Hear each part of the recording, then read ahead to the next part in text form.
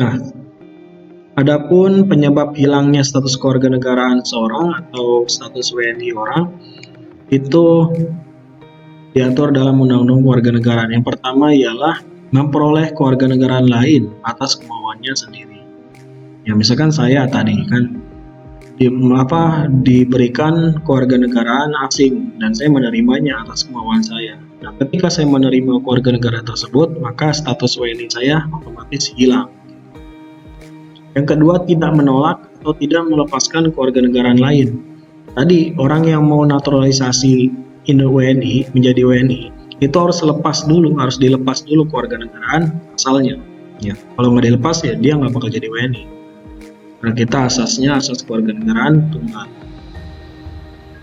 Yang ketiga, dinyatakan hilang kewarganegaraannya oleh presiden atas kemauannya sendiri dengan ketentuan telah berusia 18 tahun dan bertempat tinggal di luar negeri. Misalkan si James atau si Bond, si Herman dah ya. Ini kalau ada kesamaan nama kalian atau orang tua, ini hanya contoh. Kan Herman gitu. Herman udah tinggal lama di Inggris. Dia di sono jadi dosen atau dia kerja lama di Inggris, udah punya tempat tinggal, udah punya istri, punya anak. Nah, dia mengajukan ke presiden, bahwasanya saya Herman ingin jadi warga negara Inggris aja, pengen melepas WNI. Nah, dengan keputusan presiden dikabulkan, maka hilang kewarganegaraannya ya. Dengan keputusan presiden atas kemauannya sendiri kan, bukan atas kemauan presiden karena dia sudah mengajukan surat permohonan. Yang keempat, masuk dalam dinas tentara asing tanpa disertai izin dari presiden. Ini kemarin ramai. Orang yang ikut terlibat dalam gerakan ISIS atau Islamic State Irak Suriah, ya itu kan tentara asing, tentara negara luar. Nah, orang yang masuk ke sana secara otomatis dia sudah bukan WNI lagi, ya sudah batal ke WNI-nya karena sudah berkhianat kepada negara dengan masuk ke dinas tentara asing. Yang kelima, masuk dalam dinas negara asing atas kemauannya sendiri, yang mana jabatan dalam dinas tersebut di Indonesia hanya dapat dijabat oleh seorang warga negara Indonesia. Yang masih sama, dia masuk ke dinas militer asing atas kemauannya sendiri tanpa disertai izin presiden, dan kalau di Indonesia itu setara dengan masuk ke dinas militer Indonesia. Syarat masuk ABRI atau TNI kan harus WNI. Jadi orang yang masuk ke militer negara asing, dia bisa nih. Indonesia itu setara, oleh karenanya dia batal WNI-nya karena sudah masuk ke dinas militer asing. Yang keenam, mengangkat sumpah atau menyatakan janji setia kepada negara asing atau bagian dari negara asing tersebut atas kemauannya sendiri.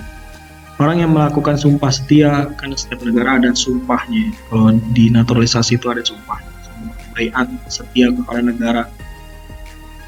Dia menyatakan sumpah setia kepada negara asing atau bagian dari militer asing, itu sudah otomatis gugur WNI-nya. Yang ketujuh, turut serta dalam pemilihan suatu yang bersifat ketatanegaraan untuk suatu negara asing meskipun tidak diwajibkan keikutsertaannya. Jadi ada orang tinggal di negara asing terus dia ikut pemilu karena di negara tersebut mungkin boleh kalau WNA itu nyoblos ya, asal dia sudah tinggal lama di sana. Nah, dia ikut nyoblos di negara lain, memilih memilih jabatan pemerintahan negara lain, itu dia sudah otomatis hilang kewarganegaraan Indonesianya gitu ya.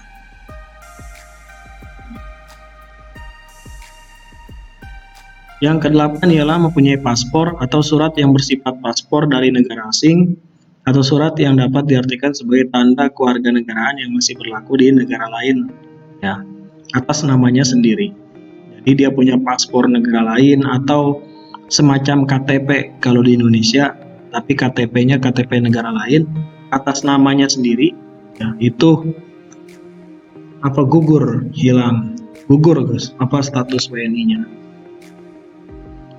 Kemudian yang terakhir ialah bertempat tinggal di luar wilayah negara Republik Indonesia selama 5 tahun berturut-turut, bukan dalam rangka dinas negara, tanpa alasan yang sah dan dengan sengaja tidak menyatakan keinginannya untuk tetap menjadi WNI sebelum jangka 5 tahun tersebut berakhir.